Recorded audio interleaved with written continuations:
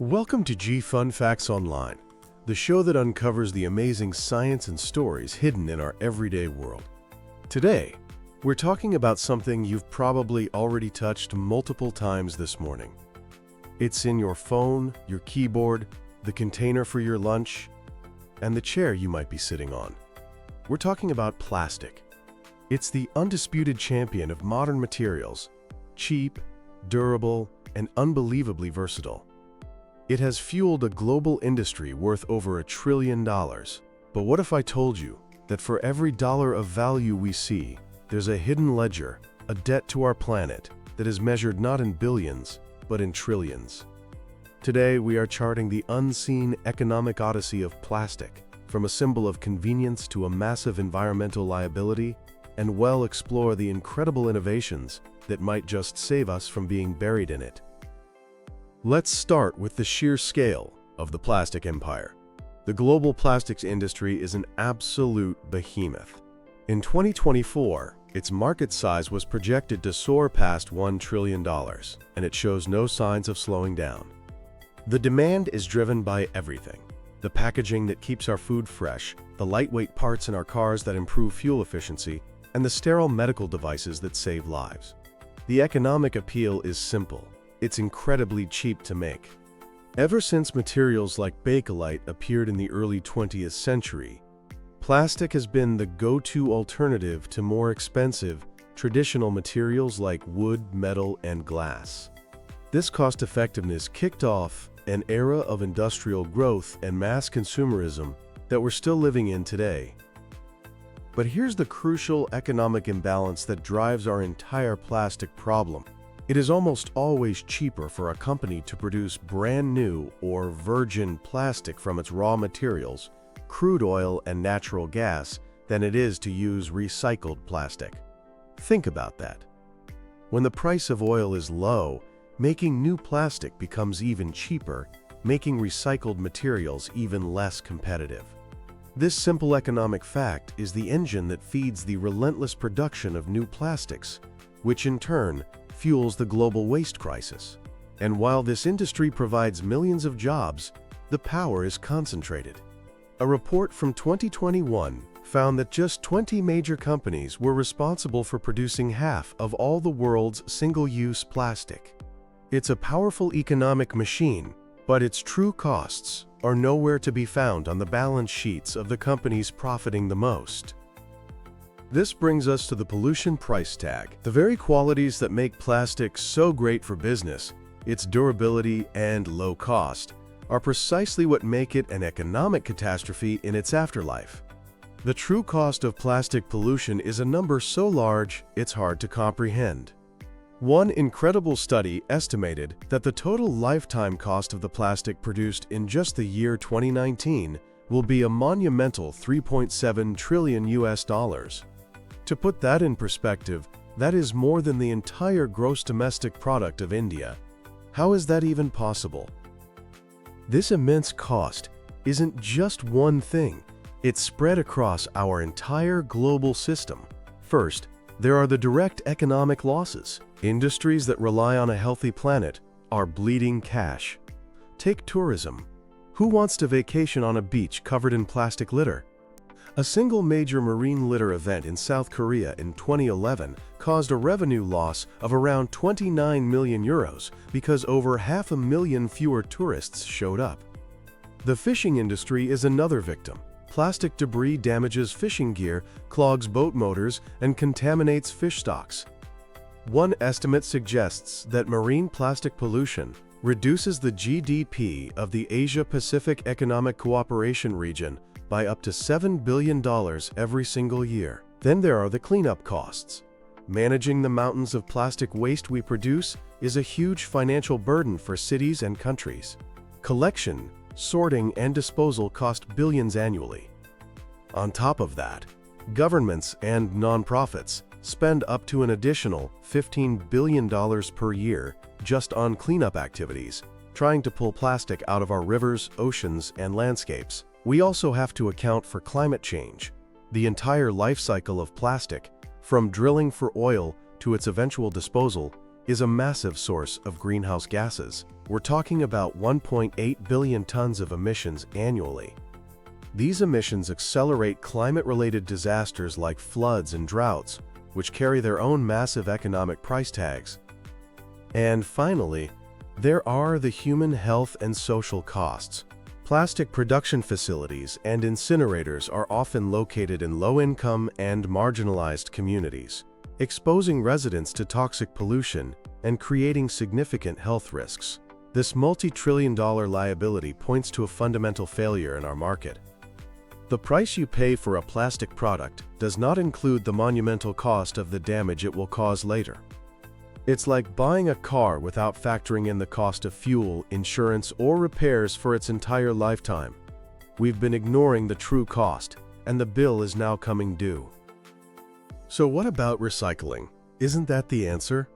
We're all told to dutifully sort our plastics into the blue bin, believing it will be magically reborn as something new. The reality, however, is that the economics of recycling are incredibly challenging. A critical and often surprising fact is that recycling plastic can be more expensive than just making it new. Why? The process of collecting, sorting, cleaning, and reprocessing plastic waste is labor-intensive and costly. If a batch of plastic is contaminated with food waste or the wrong type of material, it can ruin the whole lot, driving costs up even further. On top of that, the market price for scrap plastic can be very low and volatile, making it hard for private recycling facilities to stay in business. They're constantly competing with the low price of virgin plastic, which, as we discussed, is tied to the price of oil. There's also a fundamental problem with the material itself.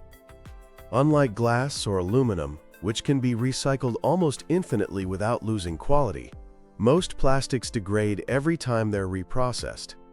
A plastic bottle, for instance, might only be recycled 2 or 3 times before its quality is so poor that it has to be sent to a landfill or an incinerator anyway. It's more like downcycling than true recycling. The result of these challenges is a global infrastructure gap. Many places simply don't have the facilities to handle the plastic they consume. Globally, it's estimated that only a measly 9% of all plastic waste ever produced has been successfully recycled. 9%. This linear model of take, make, and dispose is clearly broken. It's economically and environmentally unsustainable.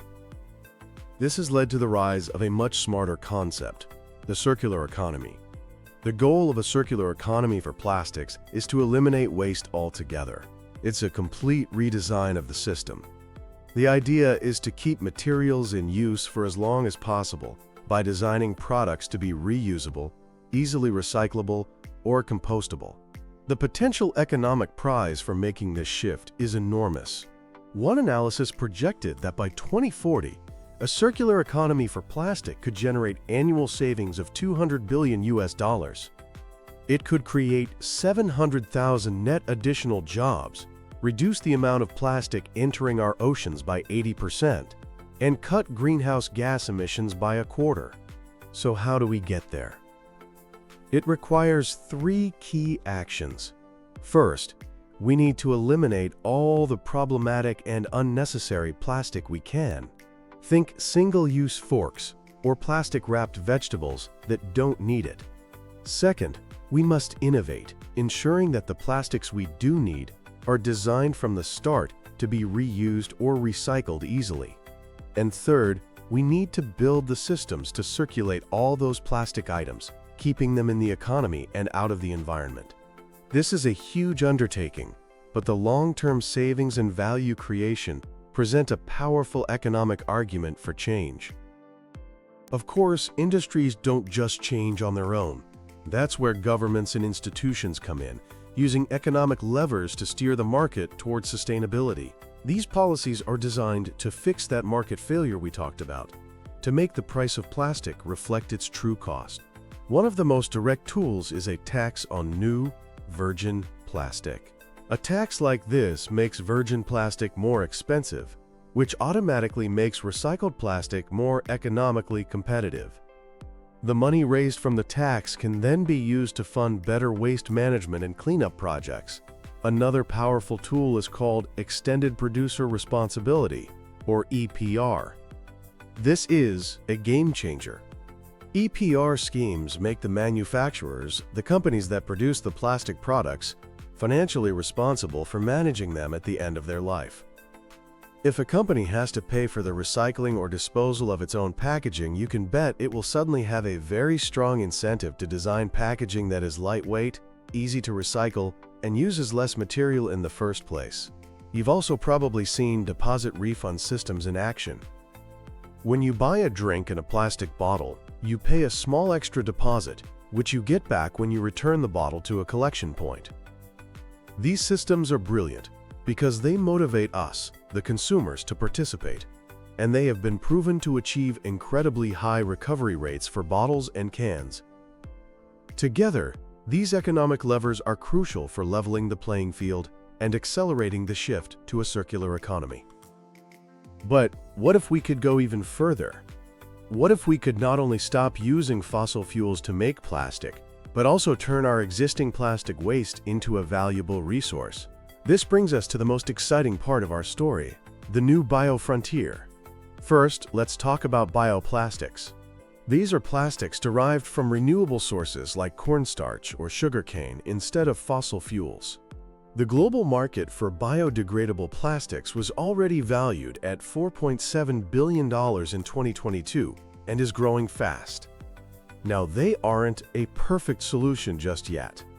Production costs can still be higher than for regular plastics, and not all of them break down in all conditions.